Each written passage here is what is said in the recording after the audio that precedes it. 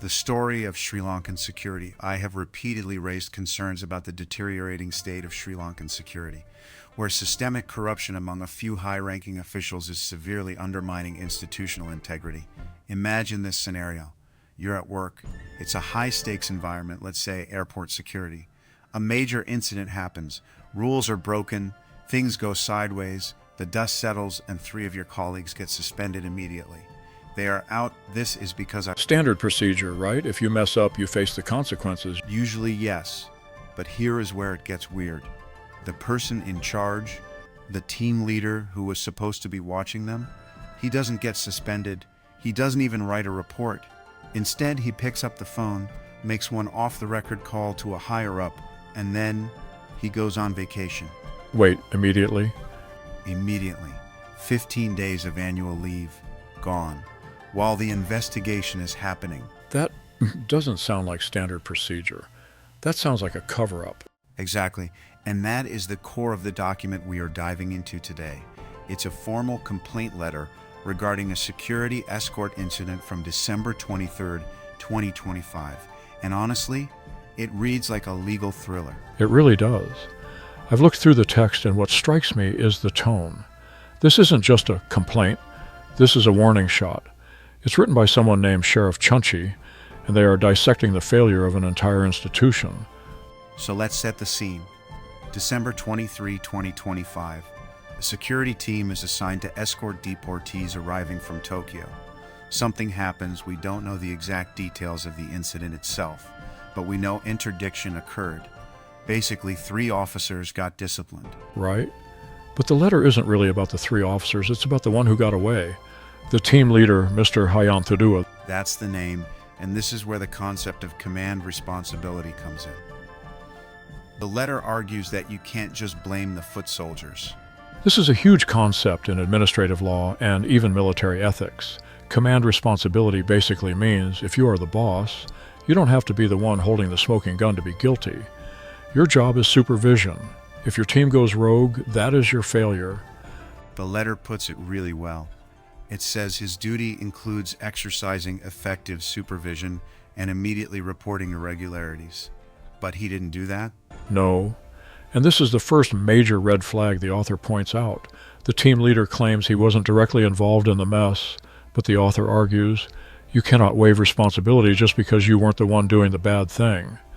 If you fail to detect it, or worse, if you fail to stop it, you are liable. It's like a construction foreman watching a wall collapse and saying, well, I didn't lay the bricks. Exactly. You're paid to make sure the bricks are laid correctly. But it gets worse. It's not just that he failed to supervise, it's what happened after the incident. The failure to report. Yes. Protocol demands that when you come back from a mission like that, especially one with an incident, you file a formal report. You create a paper trail. This team leader went back to the office, had the opportunity, had the obligation, and wrote nothing. Nothing. 0. No written report, no official verbal statement entered into the log. That feels deliberate. I mean, if it's a simple mistake, you usually rush to document it to cover yourself. Silence usually means you're trying to buy time. Or you're trying to control the narrative. See, if you write a report, it's evidence. If you stay silent, you can wait to see which way the wind blows. But he wasn't entirely silent. And this is the part that gave me chills. The phone call. The phone call. Instead of filing a report, Mahayantudua calls a senior official, a Mr. Karyawa-sam. Just a casual chat. The letter calls it informal communication. But think about the power dynamics here. You bypass the official system. You bypass the logs.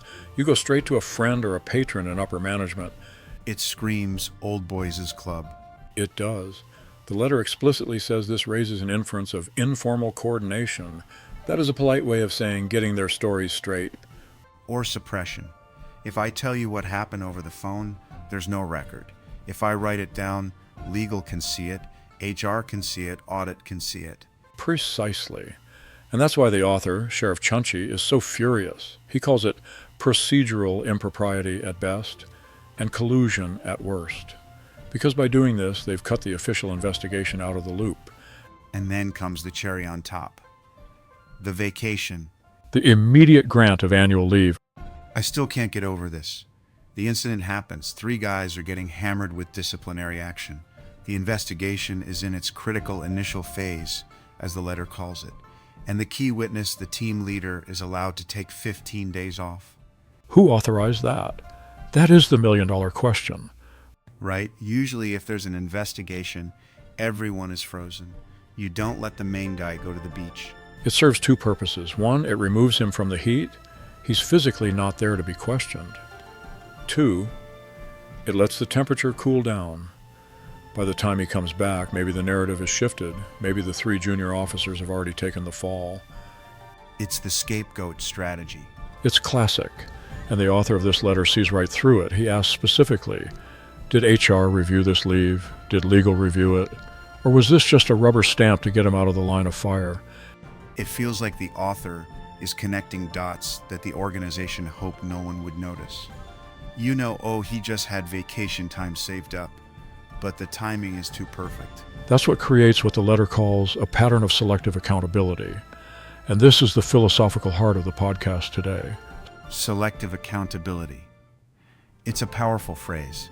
It is. It means the rules apply to some people, but not all people. The 3 officers, they get the book thrown at them. The leader, he gets a phone call on a holiday. And when you have that, you don't really have an organization anymore. You have a hierarchy of protection. The letter warns about this. It says this undermines the morale of officers who actually follow the rules. Why should I follow the protocol if I see my boss breaking it and getting rewarded? It destroys the culture. It destroys institutional survival. That's the phrase used in the closing. It's not just unfair. It's an existential threat to the agency. If the public realizes that the game is rigged, you lose all credibility. So, what is the sheriff asking for? Because this isn't just a rant. It's a list of demands. Oh, it's very specific. He wants an independent review, not an internal one. He wants HR, legal, and internal audit to step in. He wants to reassess the team leader's liability specifically regarding facilitation by omission. Facilitation by omission. That means by doing nothing, you help the bad thing happen. Exactly. And he wants to know why that phone call replaced the official report. But here's the kicker, the final threat. The notice of further action. Yes, this isn't a bluff. He explicitly states he has already obtained legal advice from senior counsel connected to the government. That is a power move. Huge power move. He's saying, I'm not just a disgruntled former employee, I have lawyers and they are high level. And then he drops the nuclear option. If you don't fix this, I'm going to the Human Rights Commission. What? Yeah, he's threatening to take the full record, including witness information outside the agency. He's going to air the dirty laundry in public. That changes everything. Because once it goes to the Human Rights Commission or external oversight, the agency loses control. They can't manage the story anymore. And that's why this letter is so effective. It's an ultimatum. Fix this inside the house or I will burn the house down to expose the rot. It's risky though, isn't it? For the person writing the letter? Incredibly risky. Whistleblowers or even just people demanding accountability often face retaliation. But the tone here, it's confident. This is not a personal matter. It is a matter of rule of law. He's wrapping himself in the flag of ethics. It makes you wonder what really happened on that flight from Tokyo. It does. Was it excessive force? Was it bribery? Smuggling? We don't know, but whatever it was bad enough that 3 people lost their badges and 1 person needed a sudden vacation to avoid talking about it. You know, it reminds me of how organizations rot from the head down. We always focus on the bad apples at the bottom, but the soil they grow in is managed by the people at the top. That's the perfect analogy. If the gardener ignores the weeds, or worse, waters them, you can't blame the garden for being overgrown. This team leader, by bypassing protocol, by making that secret phone call, he watered the weeds. And the senior official, Mr. Karyawasam, who took that call, he's part of the problem too. Implicitly, yes. By accepting an off-the-record report and not forcing the team leader to file it officially, he became an accomplice to the silence. So, what do you think happens next? If you're the recipient of this letter, let's say you're the director of this agency, what do you do? You panic. No, seriously, you have 2 choices. Option A, you double down, you crush sheriff, and you protect the team leader, and you hope the external threat is a bluff. which usually ends badly. Terrifically badly. That's how scandals become national news. Option B, you sacrifice the team leader. You realize he's a liability. You launch an independent review, you cancel his leave, and you bring him in for questioning. You cut off the limb to save the body. Exactly. The letter leaves them very little room to maneuver. It's so well documented. I know about the phone call. I know about the leave. I know about the lack of report. It's checkmate. It really highlights the importance of paper trails, doesn't it? In our digital age, we think everything is tracked, but a simple phone call can still hide a multitude of sins. And a simple vacation request can be a getaway car. That's a dark way to put it, but accurate. It makes us think about our own workplaces or even our governments. How many vacations are actually strategic disappearances? How many informal updates are actually cover-ups? It's the shadow bureaucracy, the things that happen in the hallways and on personal cell phones, rather than in the meeting rooms and email servers. And that's why this letter matters.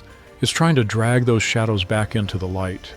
It's demanding that the rule of law isn't just a slogan on the wall, but the actual operating system of the organization. Sheriff Chunchi really drew a line in the sand. Institutional survival. If you don't have integrity, you don't survive. It's a lesson for every leader. You can only protect your favorites for so long before the whole structure collapses under the weight of the hypocrisy. Well, we are coming up on time, but this story, it's going to stick with me. The image of those 3 officers taking the fall while the boss is sipping a drink somewhere on annual leave. It's a powerful image of injustice. But the letter gives me hope. As long as there are people willing to write these kinds of documents, willing to risk their own standing to demand answers, there's a chance for correction. Sheriff says he's putting pressure on the minister in charge to have a head of security on contract for 3 years. No injustice to take place, and we are watching. That's good. Tuda's system will then work still if people like Sheriff Chunchi push back. Accountability isn't given, it's demanded. That's the takeaway here. Well stated.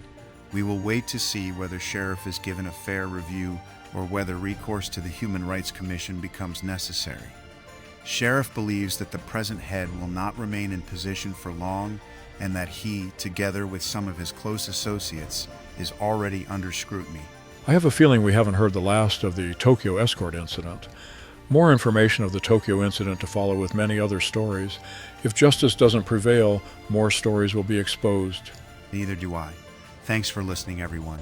Keep your eyes open and always check the leave roster. Stay tuned. See you next time.